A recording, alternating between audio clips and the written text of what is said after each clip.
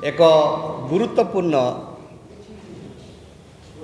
चाषी समस्या को लेकिन आपण मान आगे सांबादिक सम्मेलन करुचु।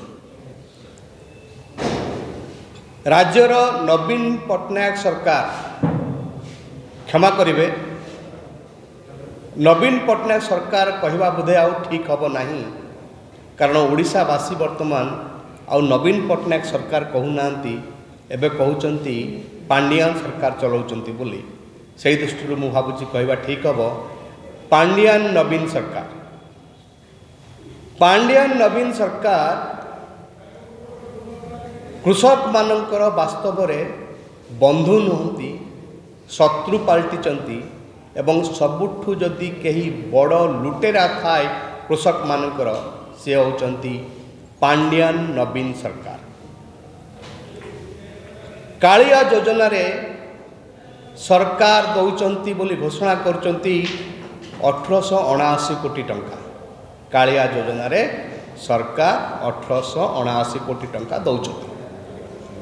चाषी मान पाखु लुट करचंती केते आमे हिसाब करके देखिचु, पाखापाखि 5887 कोटी टंका ए सरकार ओडिशार चाषी मानक पाखरु लुट करची प्रति वर्ष।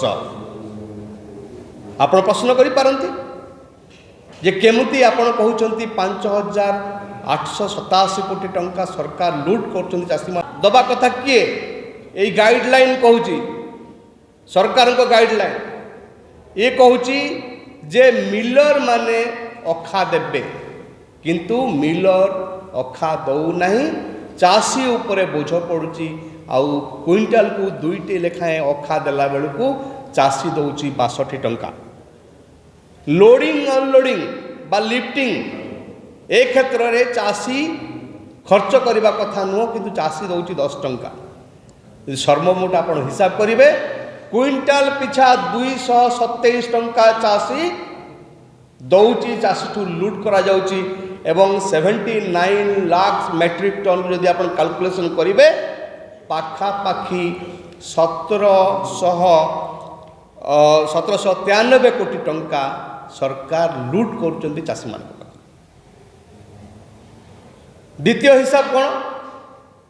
द्वितीय हिसाब होची आप आश्चर्य हे, स्वामीनाथन कमिटी रेकमेंडेशन कले, सुपारिश कले धान क्विंटाल केते ना 2983 टंका 30 टंका 2930 टंका।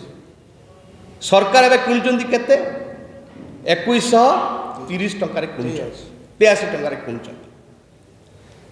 2017 मसीहार प्राइस अनुसार आपण जदि देखिबे क्विंटाल धान पिछा खर्च चाषी करुची पाखापाखि 2344 टंका एवं वर्तमान ताहा पाखापाखि 2700 टंका है। ता अर्थ होची जे चाषी जो गोटे क्विंटाल धान प्रोडक्शन करने को गला बेलू पाखापाखि 500 टंकारु अधिक सीए 517 टंका सु अधिक खर्च करुची। यदि 517 टंका को आपन जदि 79 बा 79 लाख मेट्रिक टन धान सहित जदि गुणिबे तेबे तार परिमाण हम 4084 कोटी टंका। ये 4084 कोटी टंका मध्य सरकार प्रतारणा करचंती चाषी मानक ऊपर एवं से मानकु लूट करचंती, से मानकु शोषण करचंती। एवं जदि ताकु पूरा मिसई दबा आमे तब देखिबा कोन जे 5887 कोटी टंका ए सरकार चाषी मानक पाखरु लूट करचंती। दौचंती कालिया रे बाहाबा नै कि दौचंती केते 1879 कोटी टंका आ लुटुचंती केते 5887 कोटी टंका लुट करचंती सरकार।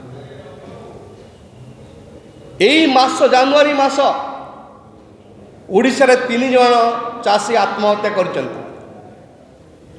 गोटे बलांगीर रे आउ नयागढ़ रे एवं ता सहित मालकानगिरी रे ତିନି ଜଣ ଚାଷୀ ଆତ୍ମହତ୍ୟା କରିଛନ୍ତି ଏଇ ଜାନୁଆରୀ ମାସରେ।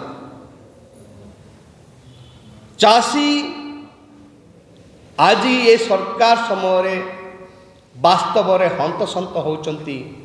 ଚାଷୀ ଉପରେ ଏ ସରକାର ଦାଉ ସାଜୁଛି। ଏ ସରକାର ଚାଷୀର ବନ୍ଧୁ ନୁହଁ, ଏ ସରକାର ହେଉଛି ଚାଷୀର ଶତ୍ରୁ। ସବୁଠୁ ଯଦି ବଡ଼ ଲୁଟେରା କିଏ ଥାଏ ଚାଷୀମାନଙ୍କର, ଚାଷୀ ତ ବହୁତ ଲୁଟ୍ କରୁଛନ୍ତି ଚାଷୀମାନଙ୍କୁ। ସିଏ ବେପାରୀ ହୁଅନ୍ତୁ, ସିଏ ଇନପୁଟ୍ର ସପ୍ଲାୟର ମାନେ ହୁଅନ୍ତୁ, ଏମାନେ ଲୁଟ୍ କରୁଛନ୍ତି। କିନ୍ତୁ ତାଠୁ ସବୁଠୁ ବଡ଼ ଲୁଟେରା ହେଉଛି ପାଣ୍ଡିଆନ ନବୀନ ସରକାର। ଏଇ 24-25 ବର୍ଷ ଭିତରେ ଚାଷୀ କୂଳକୁ ଏମାନେ ତଳିତଳାନ୍ତ କରିଛନ୍ତି।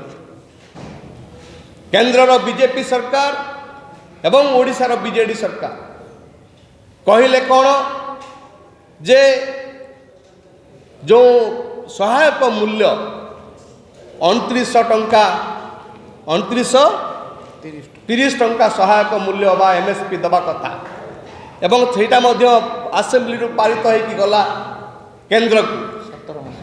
ଆଜି ପର୍ଯ୍ୟନ୍ତ କେନ୍ଦ୍ର ସରକାର ତା ଉପରେ ଚୁପ୍, ଆଉ ରାଜ୍ୟ ସରକାର ନିଦା ବିଷ୍ଣୁ ହୋଇକି ବସିଛନ୍ତି। ଚାଷୀ ତାର ହକ୍ ପାଉନି। ଚାଷୀ ତାର ଯେତିକି ତାର ଫସଲର ମୂଲ୍ୟ ପାଇବା କଥା ତାହା ପାଉନାହିଁ। ଏ ସରକାରକୁ ଯଦି ଆମେ କହିବା ଲୁଟେରା ସରକାର, ଏ ସରକାର ଚାଷୀର ଶତ୍ରୁ ବୋଲି କହିବା, ଚାଷୀ ମାରଣ ଶତ୍ରୁ କହିବା, ମୁଁ ଭାବୁଛି ଆଦୌ ଭୁଲ ହେବ ନାହିଁ।